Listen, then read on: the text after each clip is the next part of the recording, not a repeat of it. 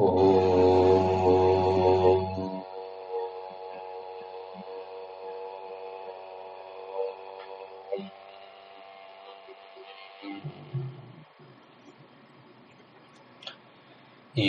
प्रविश्य मम वाचमिमां प्रसुप्ताम् सञ्जीवयत्यखिलशक्तिधरस्वधाम्ना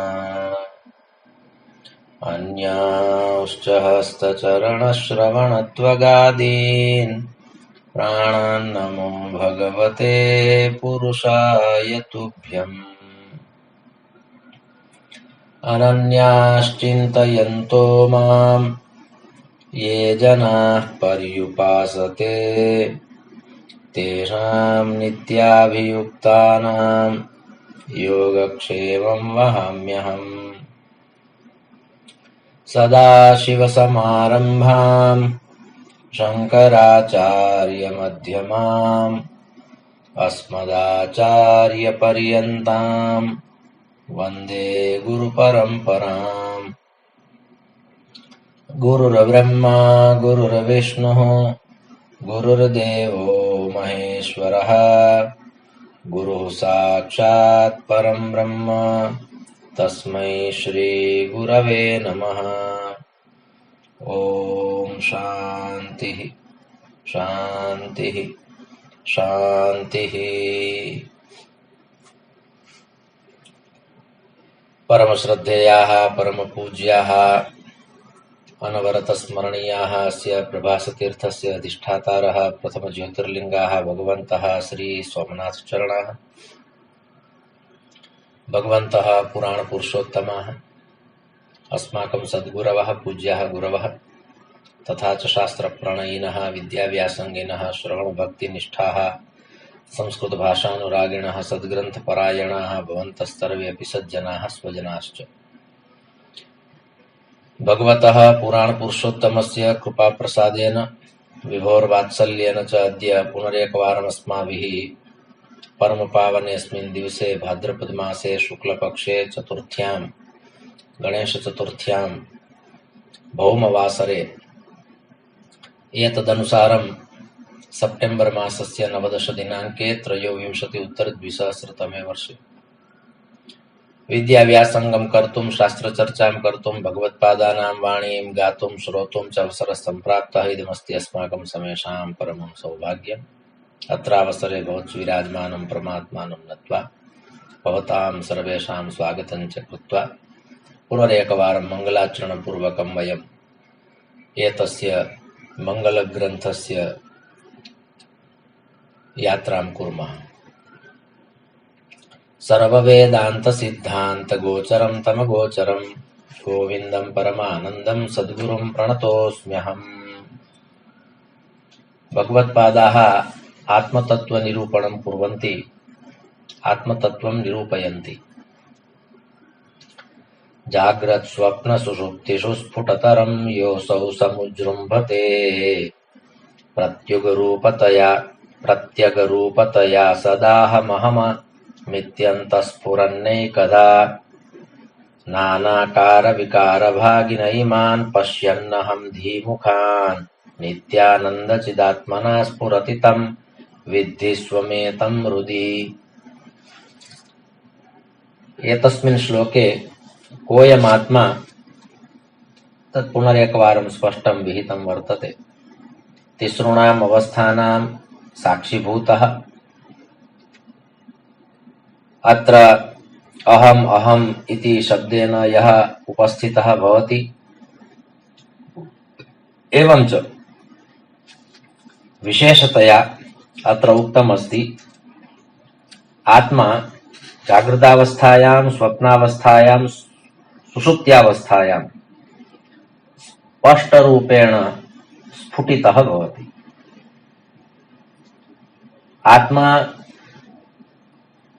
यावत् कालपर्यन्तं मनुष्यस्य शरीरे प्राणाः सन्ति तावत् कालपर्यन्तमेव अस्ति इति न।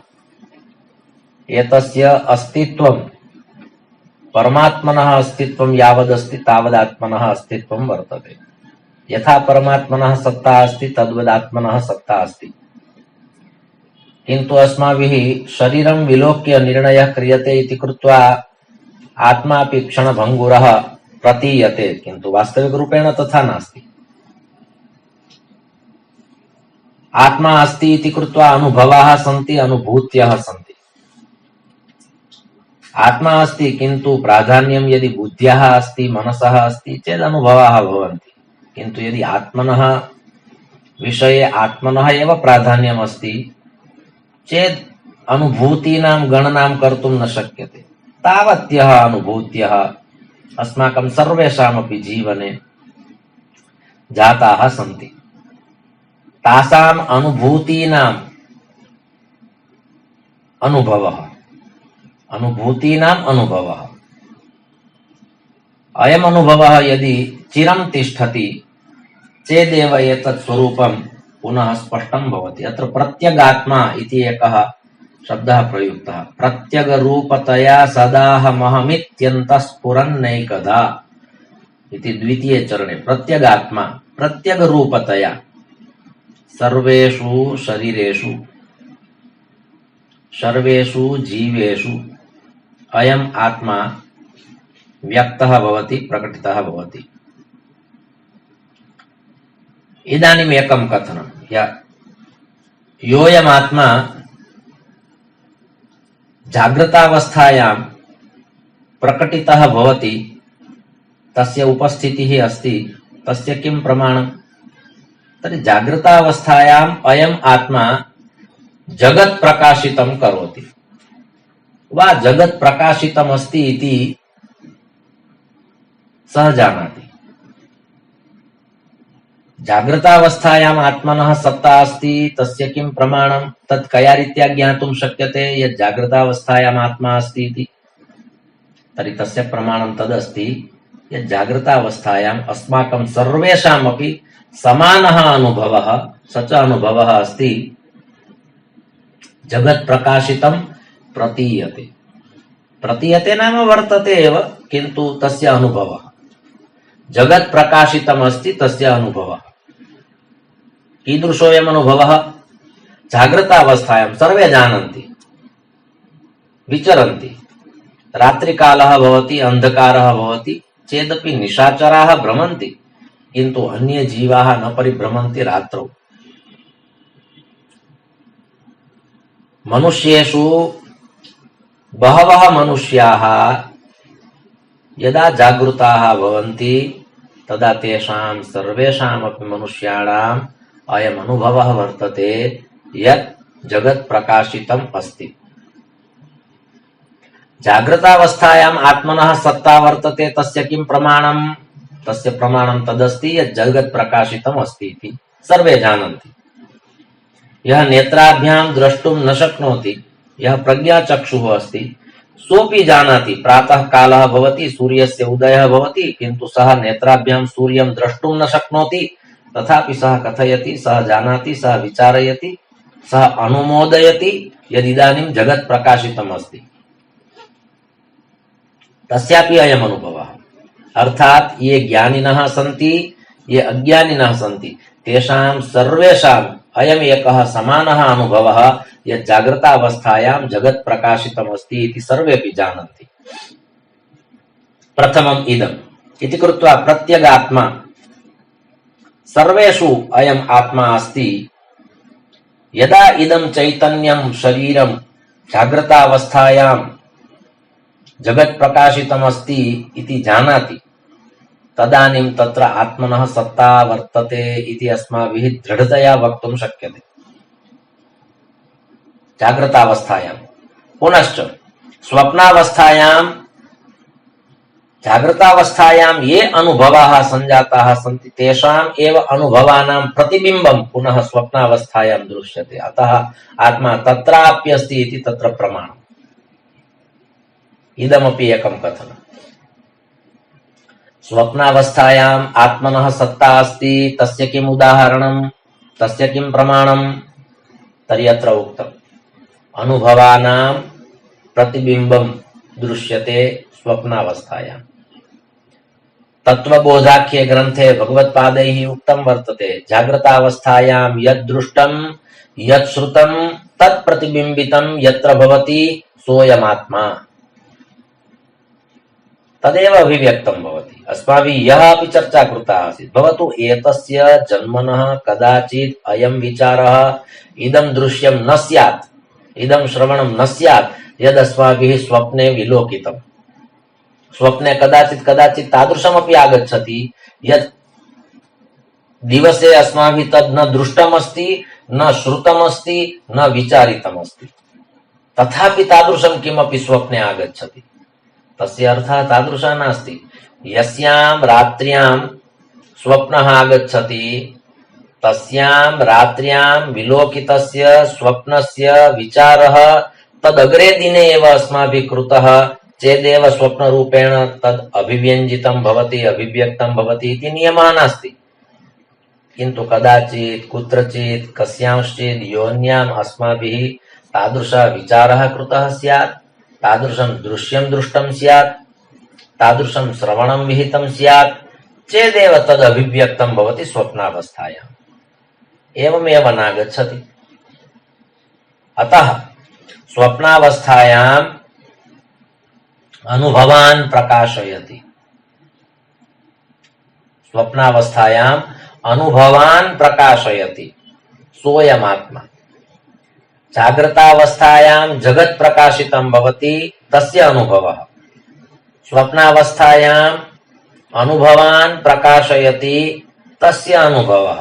तर्हि प्रश्नः भवति, निद्रावस्थायां सुषुप्त्यावस्थायां किं प्रकाशयति? इदानीम् अस्माकं सर्वेषां कदाचित् सः प्रश्नः स्यात्, किन्तु भगवत्पादाः सन्ति इति कृत्वा ते कथयन्ति।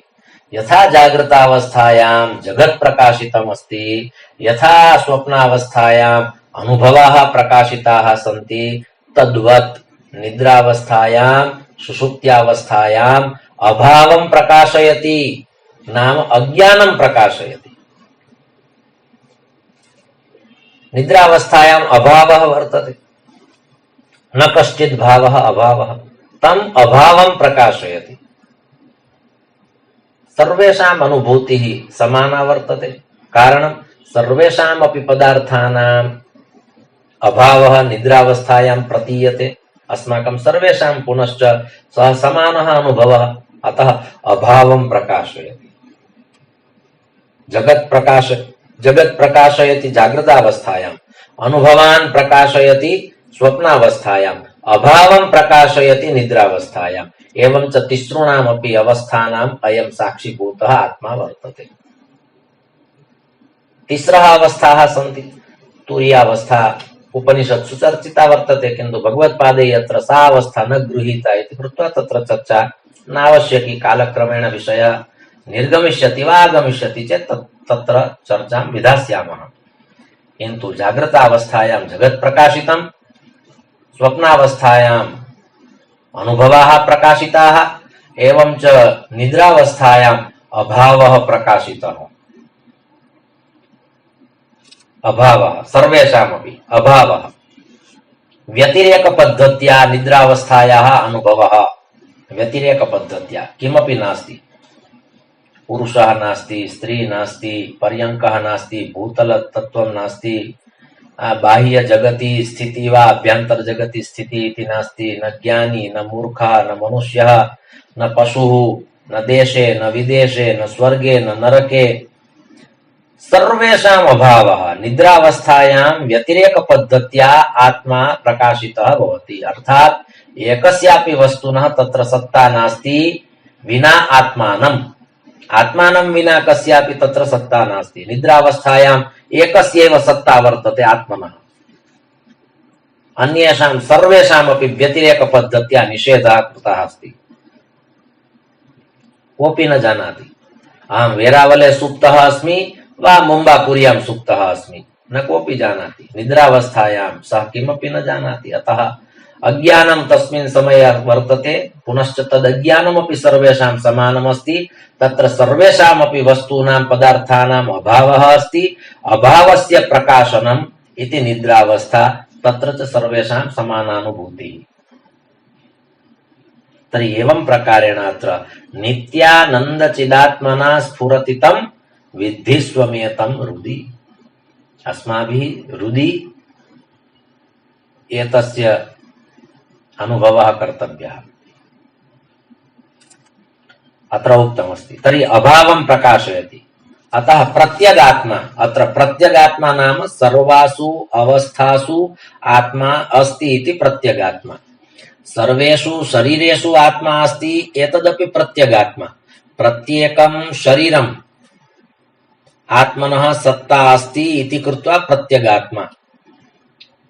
सर्वासु अवस्थासु नाम निद्रावस्थायां, स्वप्नावस्थायां, जागृतावस्थायां, सर्वासु अवस्थासु यस्य सत्ता अस्ति सः आत्मा। पुनश्च पंचकोशातीतः एवं च सच्चिदानंद स्वरूपः अस्ति, त्रिभ्यः शरीरेभ्यः भिन्नः अस्ति, तत्तु अस्ति। किन्तु अत्र एतस्मिन् श्लोके अवस्थानां साक्षी रूपेण उक्तम्। तिस्रः अवस्थाः दर्शिताः। पुनश्च कस्यां कस्याम् अवस्थायां केन केन प्रकारेण केन केन रूपेण आत्मा प्रस्फुटितः भवति तदत्र सिद्धं कृतम्। एतस्य श्लोकस्य पुनश्च तिसॄणाम् अवस्थानाम् इदमेव महत्वपूर्णं कथनम् अस्ति। किं कथनं? जागृतावस्थायां जगत् प्रकाशितं भवति इति सर्वेषां समानानुभवः। स्वप्नावस्थायाम् अनुभवानां प्रतिबिम्बम् अवलोक्यते, तत्र च सर्वेषां समानानुभूतिः। भवतु सर्वेषां स्वप्नः भिन्नः भवति, किन्तु स्वप्नः भवति इति अवस्था समाना, स्वप्नावस्था समाना, स्वप्नाः भिन्नाः। कश्चित् किमपि पश्यति, कश्चित् किमपि पश्यति। अतः सर्वेषां तत् स्वप्नावस्थायां स्वप्नदर्शनं निश्चितमस्ति।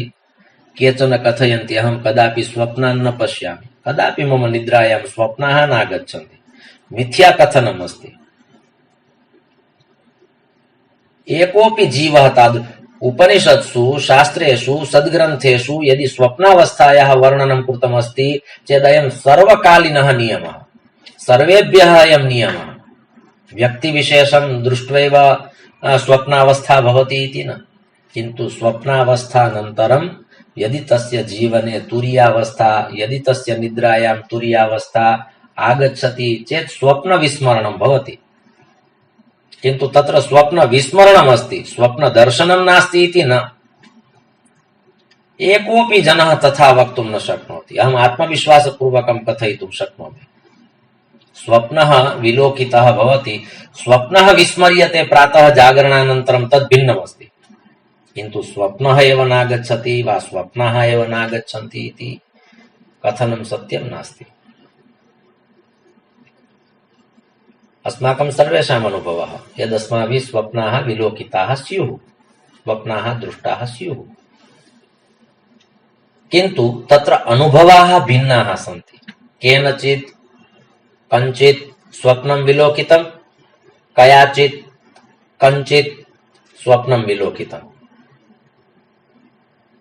किन्तु स्वप्नः विलोकितः, स्वप्नावस्था एव नास्ति इति न, तत्र अनुभवः समानः अस्ति। तर्हि स्वप्नावस्थायाम् अनुभवानां प्रकाशिताः भवन्ति, प्रकाशनं भवति, प्रतिबिम्बितं भवति, अनुभवाः प्रतिबिम्बिताः भवन्ति। आदीनम् अस्माभिः यत् श्रुतं, यद् दृष्टं, यद् विचारितं तत्सर्वमपि अभिव्यक्तं भवति स्वप्नावस्थायाम्। एवं च निद्रावस्थायाम् अभावः, सर्वेषाम् अभावः। जागृतावस्थायां यत् जगत् अस्माभिः दृष्टं तस्मिन् जगति यद्यद् विद्यमानम् अस्ति तेषां सर्वेषाम् अभावः।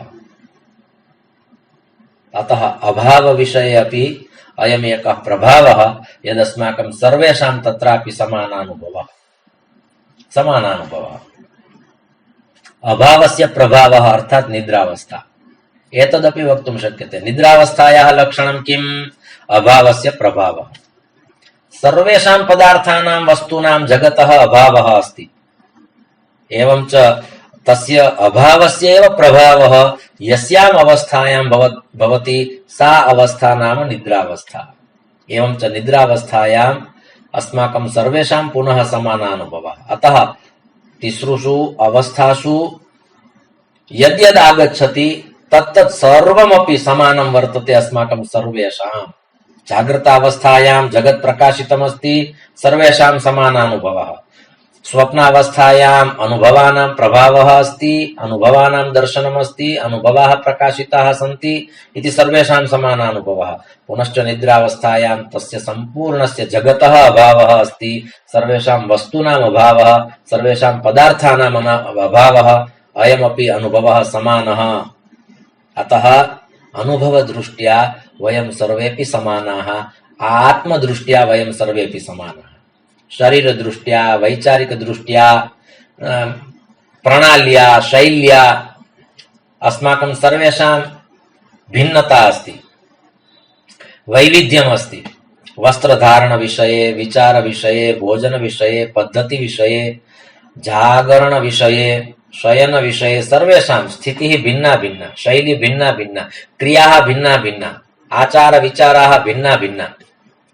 किन्तु आत्मिक दृष्ट्या यदा विचारः क्रियते चेत् जागृतावस्थायां सर्वेषां समानानुभवः जगत् प्रकाशितमस्ति इति वयम् एकेन घोषेण वक्तुं शक्नुमः।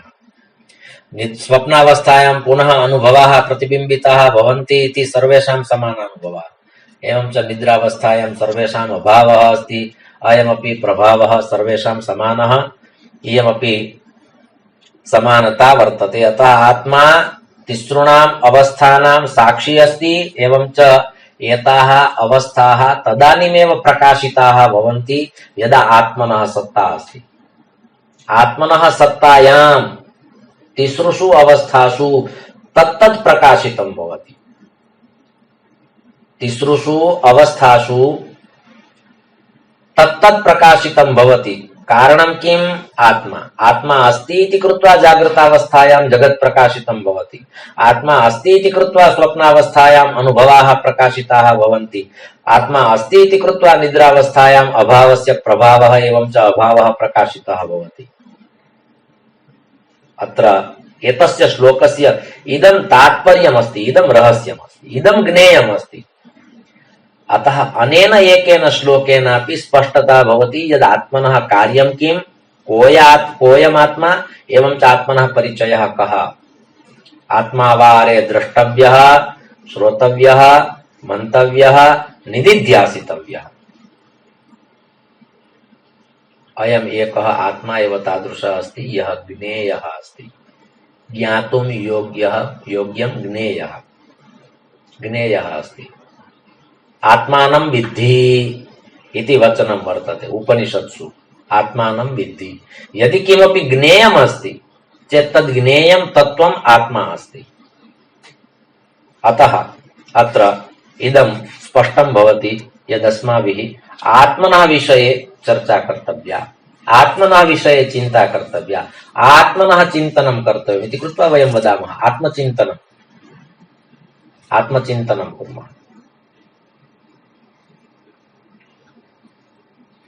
तर्हि अत्र पुनः अहम् इति एकेन शब्देन पुनः अभिव्यक्तः भवति। अयम् अपि विषयः अस्माभिः यः चर्चितः, यस्य कस्य विषयस्य प्रतिपादने वयं स्वविषये यद्यद् वदामः तत्र तत्र मध्ये यः अहम् आगच्छति। अहं प्रातःकाले व्याख्यानं शृणोमि, अहं मध्याह्ने भोजनं करोमि, अहं रात्रौ शयनात् पूर्वं ध्यानं करोमि। तर्हि तत्र क्रियाः भिन्नाः सन्ति, किन्तु एकः शब्दः सर्वत्र समानः अस्ति, अहम् इति। व्याख्यानं शृणोम्यहम् इत्यत्रापि अहम्, मध्याह्ने भोजनं करोम्यहम् अत्रापि अहम्। तर्हि व्याख्यानं शृणोमि तत्र श्रवणात्मिका क्रिया अस्ति, मध्याह्ने भोजनं करोमि तत्र भोजनक्रिया अस्ति, सायं ध्यानं करोमि ध्यानक्रिया वर्तते, रात्रौ स्वपामि चेत् शयनक्रिया अस्ति। किन्तु सर्वत्र अहम् इति कर्तृपदं यदस्ति तत् कर्तृपदं जीववाच्यमस्ति वा आत्मवाच्यमस्ति, किन्तु मूलतया अवलोक्यते चेत् आत्मवाच्यमस्ति। आत्मनः तत्र प्रतिबिम्बं भवति, आत्मा तत्र अभिव्यक्तः भवति। तत्र अहम् इत्यस्य शब्दस्य अस्माभिः अर्थः कर्तव्यः भवति आत्मा। अहं ब्रह्मास्मि इत्यत्र अनेन एकेन शब्देन तद् ज्ञातुं शक्यते। अहं ब्रह्मास्मि। अहम ब्रह्म अस्मि, अहम तस्यैव अंशः अस्मि। तर्हि एवं प्रकारेण अहमिति पदेन अहम जानामि, अहम शृणोमि, अहम गच्छामि, अहम पठामि, अहम लिखामि, अहम वदामि। तर्हि अत्र विविधाः क्रियाः सन्ति, किन्तु एकं कर्तृपदं समानं वर्तते। तर्हि तत् कर्तृपदम् अस्ति आत्मतत्त्वस्य अभिव्यक्तं। येन पदेन तद् भवति आत्मा, येन पदेन आत्मा अभिव्यक्तः भवति सः अहम्। सः अहम् इति कृत्वा सोऽहम् इति भवति। ततः अग्रे घटोदके बिम्बितमर्कबिम्बमालोक्य मूढो रविमेव मन्यते तथा चिदाभासमुपाधिसंस्थं भ्रान्त्याहमित्येव जडोऽभिमन्यते। स एव विषयः चलति, आदौ पदच्छेदः। घटोदके बिम्बितम् अर्कबिम्बम् आलोक्य मूढः रविम् एव मन्यते तथा चिदाभासम् उपाधिसंस्थं भ्रान्त्या अहम् इति एव जडः अभिमन्यते। अत्र अभिमन्यते इति क्रियापदम्। सर्वादौ अस्माभिः श्लोके क्रियापदं किं तदन्वेषणीयम्। अतः अत्र अभिमन्यते इति क्रियापदम्। घटोदके बिम्बितमर्कबिम्ब मालोक्य मूढो रविमन्यते। अत्र मन्यते इति क्रियापदम्, अर्थात् एतस्मिन् श्लोके क्रियापदद्वयम्, मन्यते अभिमन्यते। अभिमन्यते इत्यत्र क्रियापदस्य अग्रे अभि उपसर्गः अस्ति। प्रपरापसमानुअवनिष्निर्दुष्दुर्वीयाङ्नि अभि, अभि उपसर्गः, अभितः परितः। तर्हि एतस्य श्लोकस्य किं तात्पर्यं तद् वयं पुनः एकवारं सावधानेन शृण्मः। आत्मतत्त्वस्य रहस्यं चलति। कोऽयम् आत्मा इति प्रश्नः केनचित् एकेन शिष्येण पृष्टः। उत्तरे सर्वेपि शृण्वन्ति। उत्तरं श्रुत्वा सर्वेपि निर्ग्रन्थाः भविष्यन्ति, अर्थात् समाधानं प्राप्स्यन्ति। अतः आत्मतत्त्वस्य चर्चा चलति। तर्हि एकः मूर्खः अस्ति। अत्र भगवत्पादाः कथयन्ति मम दृष्ट्या कः मूर्खः, एतदपि आगच्छति एतस्मिन् श्लोके। कोऽयम् आत्मा, एतदपि आगच्छति। महापुरुषाः प्रायः न कथयन्ति यदयं मूर्खः अस्ति, किन्तु जगति बहुविधाः जनाः सन्ति। केचन बुद्धिशालिनः सन्ति, केचन मूर्खाः सन्ति, केचन प्राज्ञाः सन्ति, केचन पण्डिताः सन्ति, केचन विद्वांसः सन्ति, केचन सामान्याः सन्ति, केचन सरलाः सन्ति। एवं प्रकारेण बहुविधाः जनाः सन्ति। बहुरत्ना वसुन्धरा, अत्र विविधानि रत्नानि विलसन्ति। अतः अस्माभिः अत्र तर्हि केन प्रकारेण वक्तुं शक्यते यदयं मूर्खः? अस्माभिरपि निर्णयः कर्तव्यः यद् भगवत्पादेन यः शब्दः प्रयुक्तः मूर्खः, तस्य मूर्खशब्दस्य परिभाषायाम् अहम् आगच्छामि वा नागच्छामि इति निर्णयः अस्माभिः कर्तव्यः श्लोकं श्रुत्वा। तर्हि अत्र उक्तम् एकः घटः अस्ति। घटोदके, घटोदके, घट उदके इति घटोदके।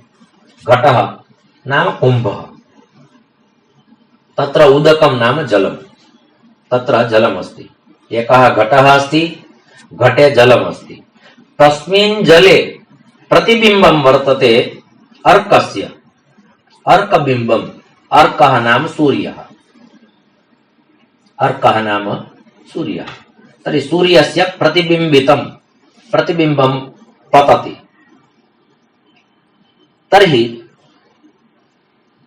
घटः अस्ति, घटे जलमस्ति, जले सूर्यस्य प्रतिबिम्बम् अस्ति। तत् प्रतिबिम्बं दृष्ट्वा यः कथयति यद् इदं प्रतिबिम्बं नास्ति अपितु अयं सूर्यः अस्ति, सः मूर्खः। भगवत्पादाः कथयन्ति कः मूर्खः? तर्हि घटे पुनश्च तस्मिन् घटे स्थितस्य जलस्य यत् स्वरूपं तस्मिन् जले सूर्यस्य यत् प्रतिबिम्बं तत् प्रतिबिम्बं दृष्ट्वा यः कथयति यद् अयं सूर्यः अस्ति, सूर्यस्य प्रतिबिम्बं नास्ति, पुनश्च इदं प्रतिबिम्बं घटे वा जले नास्ति, अपि तु साक्षात् सूर्यः एव वर्तते, सः मूर्खः। तथैव तथैव कः मूढः? तर्हि उक्तम् आलोक्य मूढो रविमेव मन्यते। स एव मूढः यः प्रतिबिम्बे स्थितस्य सूर्यस्य गणना सूर्यरूपेण एव मूल सूर्यरूपेण एव करोति। यदत्र उक्तम् आलोक्य पदच्छेदे अस्माभिः ज्ञातं घटोदके बिम्बितम् अर्कबिम्बम् आलोक्य, आलोक्य नाम दृष्ट्वा, सम्बन्धक भूतकृदन्तस्य इदं रूपम् अस्ति आलोक्य नाम दृष्ट्वा। मूढः रविम् एव मन्यते, स च मूढः अस्ति यत् प्रतिबिम्बम् अस्ति इति न, अपि तु रविः सूर्यः अस्ति इदमेव मन्यते, सः रविम् एव मन्यते। तथा पूर्वपदमस्ति यथा इति रूपेण वर्तते। भवतु तत्र यथा शब्दः प्रयुक्तः नास्ति, किन्तु यत्तदुर्नित्यसम्बन्धः। यदि तथा शब्द आगच्छति चेत् केनचित् उपायेन यथा शब्दः तस्मिन् श्लोके सिद्धः भवत्येव। यदि यथा शब्द आगच्छति चेत् तस्मिन् श्लोके तथा इति पदेन कश्चित् विषयः सिद्धः भवत्येव इति कृत्वा यत्तदोर्नित्यसम्बन्धः इति उक्तमस्ति। तर्हि तथा चिदाभासमुपाधि संस्थं भ्रान्त्याः मिथ्येव जडोऽभिमन्यते। जडः अभिमन्यते, कश्चित् मूढः भ्रान्त्या भ्रमणया भ्रान्त्या भ्रमत्वात् किं विचारयति? बुद्ध्यां प्रतिबिम्बितं यद् भवति तेन सहैव तादात्म्यं करोति। एवं च बुद्ध्यां यत् प्रतिबिम्बितं भवति तदेव अहमस्मि इति विचारयति, सः जडः। अनुभवानां प्रकाशः बुद्ध्यां भवति, एवं च विचारयति सैव बुद्धि अहमस्मि चेत् सः जडः इति अत्र कथितम्। कथनस्य इदं तात्पर्यम्। उदाहरणं दत्तं, पूर्वपदे एकम् उदाहरणं दत्तम्, उत्तरपदे पुनः मनुष्यः किं विचारयति स्वविषये तस्य निरूपणं विहितम्। वैचारिक परंपरायां प्रतिबिंबितं चैतन्यस्य चिदाभासः इति एकं क्रीडनात्मकं चैतन्यं वर्तते। क्रीडनात्मकं चैतन्यं विचाराणां यादृशी गतिः अस्ति, यादृशः लयः अस्ति, तेन प्रकारेण सः नृत्यति। विचाराणां यथा गतिः यथा लयः तथा नृत्यति। कया रीत्या? तर्हि एकस्मिन् पात्रे एकस्मिन् घटे यत् जलमस्ति तस्मिन् जले यत् सूर्यस्य प्रतिबिम्बितमस्ति, यदि वायुः आगच्छति वा कश्चित् पादेन स्पृशति चेत् जलं विचलितं भवति, चेत् तत् प्रतिबिम्बितमपि विचलितं भवति, चेत् कश्चित् मूर्खः, कश्चित् मूढः, कश्चित् जडः तथैव विचारयति यदत्र जलम् आन्दोलितं नास्ति, अपि तु सूर्यः एव अत्र आन्दोलितः वर्तते। तथा विचारयति सः जडः अस्ति, सः मूर्खः अस्ति, सः मूढः अस्ति। एतस्मिन् एकस्मिन् श्लोके त्रयः शब्दाः प्रयुक्ताः सन्ति। के ते त्रयः शब्दाः? कश्चित् मूढः अस्ति, जडः अस्ति, स एव मूढः। मूढः नाम मूर्खः। तर्हि अत्र यदि जलं विचलितं भवति चेत् सूर्यस्य प्रतिबिम्बमपि नृत्यति। एवं च तद् नृत्यं दृष्ट्वा कश्चित् वदति अत्र सूर्यः विचलितः जातः, सः मूढः। तथा विचारयति, सः मूढः। एवं प्रकारेण कश्चित् कथयति अहं विचलितः अस्मि, अहं विचलितः अस्मि, अहं सज्जनः अस्मि, अहं मूर्खः अस्मि, अहं देशे अस्मि, अहं विदेशे अस्मि, अहम् इदं शृणोमि, अहं विवेकचूडामणिं शृणोमि इत्यत्र चिदाभासरूपेण प्रतिबिम्बितं यत् चैतन्यमस्ति तद् द्रष्टारूपेण वा द्रष्टुरूपेण भावक रूपेण विचारक रूपेण देह रूपेण मनसा बुद्ध्या एताभिः उपाधिभिः इदं चैतन्यं प्रकाशितं भवति इति तत्र वैचलित्यं वैपरीत्यं सूर्यस्य प्रतिबिम्बं यथा वायुना पादप्रहारेण विचलितं भवति पुनश्च मनुष्यः विचारयति यद् इदं प्रतिबिम्बं विचलितं नास्ति अपितु साक्षात् सूर्यः एव विचलितः जातः। वास्तविक रूपेण सूर्यः विचलितः न जातः, सूर्यस्तु तथैव अस्ति, स्थिरः अस्ति। प्रतिबिम्बं दृष्ट्वा सूर्यस्य एव तत्र कल्पना भवतु, प्रतिबिम्बे सूर्यस्य कल्पना क्रियते वा प्रतिबिम्बम् एव सूर्यः अस्ति, किन्तु आकाशे स्थितः सूर्यः, प्रकाशितः सूर्यः स्थिरः अस्ति। अत्र जलं चञ्चलं भवति, आन्दोलितं भवति चेत् सूर्योऽपि आन्दोलितः जातः इति कथनम् इति मूढत्वं, मूर्खत्वं, जडत्वं। तद्वदस्माकं शरीरेऽपि यत् चाञ्चल्यम् आगच्छति, या विचलितता आगच्छति, सा विचलितता प्रतिबिम्बरूपेण प्रतिबिम्बस्य विचलितता वर्तते, न तु आत्मनः। आत्मा कदापि विचलितः न भवति, बुद्धिः विचलिता भवति इति कृत्वा चाणक्यः कथयति, बुद्धिस्तु मागान् मम, मम बुद्धिः स्थिरा भवतु। इयम् एका बुद्धिः स्थिरा भविष्यति चेत् सर्वं स्थिरम्।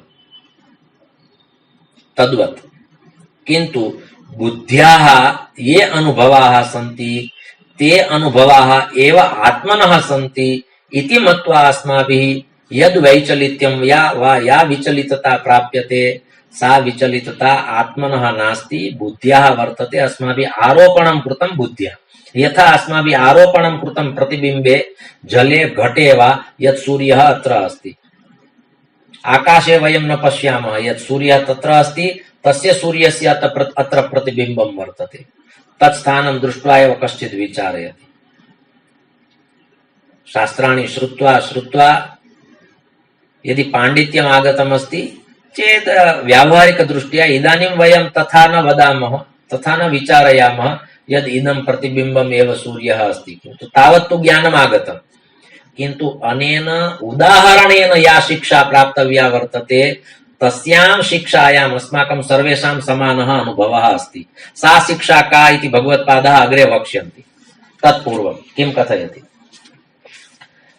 यथा अत्र घटे जलं, जले प्रतिबिम्बं, प्रतिबिम्बे सूर्यस्य भावः, प्रतिबिम्बं विचलितं भवति चेत् सूर्यः विचलितः जातः इति कथनम् इति मूढत्वं, मौर्ख्यं, मूर्खत्वं, जडत्वम् अस्ति।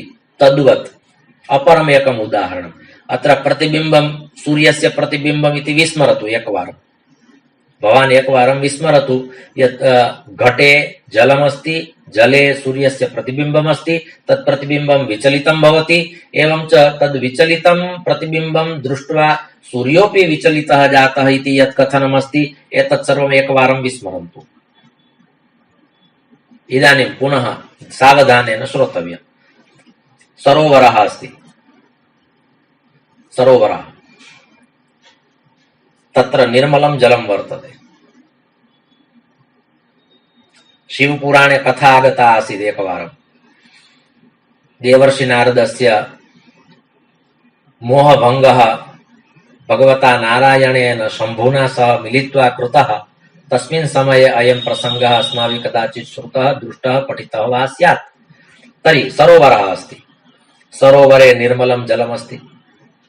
निर्मले जले यदि वयं स्वात्मानं पश्यामः, अस्माकं मुखदर्शनं तत्र भवति, तर्हि अस्माभिः तत्र स्वमुखदर्शनं कृतं। यथा अस्माकं मुखमस्ति तथैव तत्र मुखं प्रतीयते, किन्तु तत्पूर्वं दर्पणे कदापि अस्माभिः मुखम् अवलोकितम् इति न, दर्पणस्य आविर्भावः न जातः, दर्पणस्य जन्म न जातम्। तर्हि प्रथमवारं तथा कश्चित् दृष्ट्वा कथयति, ओ अत्र तु प्रतिबिम्बं दृश्यते, मम मुखमत्र अहं पश्यामि। पश्चात् तत्र जल आन्दोलनं कश्चित् करोति वा कश्चित् पदार्थः, कश्चित् पाषाणः तत्र पतति वा जलाशये, तस्मिन् समये कश्चित् जीवः तत्र आगत्य जल आंदोलनं करोति चेत् तस्मिन् प्रतिबिम्बे अस्माकं मुखमपि आंदोलितं भवति। तर्हि तस्मिन् समये प्रतिबिम्बे मुखस्य या स्थितिः वर्तते सैव स्थितिः तस्मिन् समये अस्माकं मुखेऽपि अस्ति इति सत्यं नास्ति। वयं तथा आकलयामः। इदानीं तु एतद् ज्ञानं स्थिरमस्ति। यदि इदानीं वयं प्रतिबिम्बं पश्यामः स्वमुखस्य जलाशये चेत् तथा वक्तुं प्रभवामः यदत्र मम यद् मुखं दृश्यते तद् मम मुखस्य प्रतिबिम्बम् अस्ति। तस्मिन् प्रतिबिम्बे यदि आन्दोलितता आन्दोलनम् आगच्छति चेत् मुखे तु स्थिरता एव वर्तते, तत्र तथा दृश्यते। अयं तु सामान्य अनुभवः। इदानीम् एतत् तु अस्माभिः ज्ञातम्।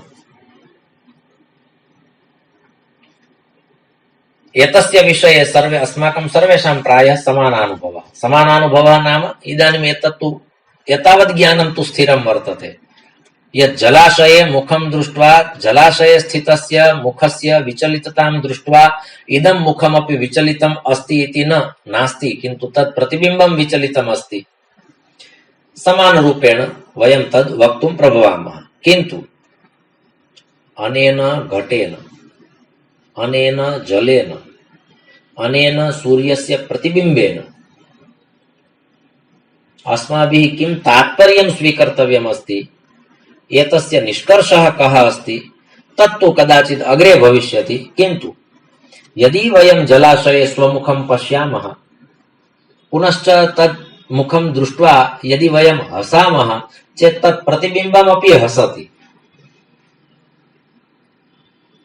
अत्र उक्तम्, यदि जलाशये स्वप्रतिबिम्बं दृष्ट्वा तस्य प्रतिबिम्बस्य यदि भागद्वयं खण्डद्वयं कुर्मः तस्य अर्थः तादृशः नास्ति यदत्र मुखस्यापि भागद्वयं खण्डद्वयं जातमिति।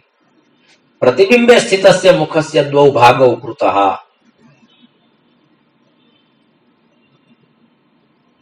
तर्हि द्वौ भागौ कृतौ, किन्तु मुखस्य द्वौ भागौ न जातौ, प्रतिबिम्बस्य छायाचित्रस्य द्वौ भागौ जातौ। तर्हि मुखं खण्डितं भवति। जलाशये मुखं दृष्ट्वा मुखं यदि खण्डितं भवति चेदपि तत् प्रतिबिम्बं खण्डितम् अस्ति, मुखं खण्डितं नास्ति। यदि जलाशये मुखं मण्डितं भवति चेत् मण्डितमपि तत् प्रतिबिम्बम् अस्ति। तद्वत् तस्मिन् समये यदि मनुष्यः स्वात्मानं विस्मरति चेत् किं भवति? खण्डितं मुखं दृष्ट्वा यदि खिन्नः भवति चेत् सः मूर्खः। जलाशये स्वमुखस्य प्रतिबिम्बं दृष्ट्वा केनचित् प्रकारेण तद् मुखं यदि खण्डितं, प्रतिबिम्बे स्थितं मुखं खण्डितं चेत् मम इदमपि मुखं खण्डितं जातम् इति यः विचारयति सः मूर्खः, सः जडः। भगवत्पादाः तत् कथयन्ति। प्रतिबिम्बं दृष्ट्वा यदि मनुष्यः स्वात्मानं विस्मरति, एतदपि अस्ति, स्वात्मानं विस्मरति, तर्हि सः मूर्खः। यत् प्रतिबिम्बं दृष्ट्वा विविधान् भावान् उत्पादयति, विविधान् भावान् उत्पादयति प्रतिबिम्बं दृष्ट्वा। केनचित् कारणेन कदाचित् प्रतिबिम्बं न दृश्यते। एवं च यदि सः विचारयति अहम् अत्र स्वात्मानं पश्यामि किन्तु मम मुखं न दृश्यते, किम् अहं मृतः, मम मरणं जातं, किमर्थं न पश्यामि स्वात्मानं तत्र प्रतिबिम्बरूपेण? एतादृशं विचारयति चेत् सोऽपि मूर्खः, सः मूढः, सः जडः इति भगवत्पादानां कथनं। तर्हि स्वप्रतिबिम्बेन सह तादात्म्यं कृतं, तेन कृत्वा तेन कारणेन सः कदाचित् क्रूरः भवति, कदाचित् विचलितः भवति, कदाचित् विकृतः भवति, कदाचित् दुःखी भवति। किं कारणं तत्र? तर्हि तादात्म्यं कृतं तेन प्रतिबिम्बेन सह। किन्तु प्रतिबिम्बस्य सत्ता सर्वकालीना नास्ति, सर्वासु अवस्थासु सदा सर्वदा तत्प्रतिबिम्बं न भवति। अतः घटोदके बिम्बितमर्कबिम्ब मालोक्य मूढो रविमेव मन्यते तथा चिदाभासमुपाधि संस्थं भ्रान्त्याः मिथ्येव जडोऽभिमन्यते इति कथनस्य बीजं वर्तते। अत्र घटे स्थितस्य जलस्य, जले स्थितस्य सूर्यप्रतिबिम्बस्य उदाहरणदृष्ट्या अस्माभिः स्वस्यापि एकम् उदाहरणम् एतस्मिन् सन्दर्भे स्वीकृतमिति अत्र कथनस्य तात्पर्यम् इतोपि अयं विषयः कदाचित् अग्रे अधिकः स्पष्टः भविष्यति। अत्र रूपकम् अस्ति, तद् रूपकम् अस्माभिः ज्ञेयं वर्तते। तद् रूपकं किम्, अनेनाधारेण किं ज्ञेयमस्ति, किं तात्पर्यमस्ति एतस्य प्रसङ्गस्य, तद् वयं कालक्रमेण ज्ञास्यामः। कालः सञ्जातः इति कृत्वा अयं जनः अत्रैव द्वाभ्यां श्लोकाभ्यां विरमति। धर्मस्य विजयो भूयाद् धर्मस्य पराभवः, प्राणिनां चैव सद्भावः भूयाद् विश्वस्य मङ्गलम्। सर्वे भवन्तु सुखिनः, सर्वे सन्तु निरामयाः, सर्वे भद्राणि पश्यन्तु, मा कश्चित् दुःखभाग् भवेत्। ॐ शान्तिः शान्तिः शान्तिः। ॐ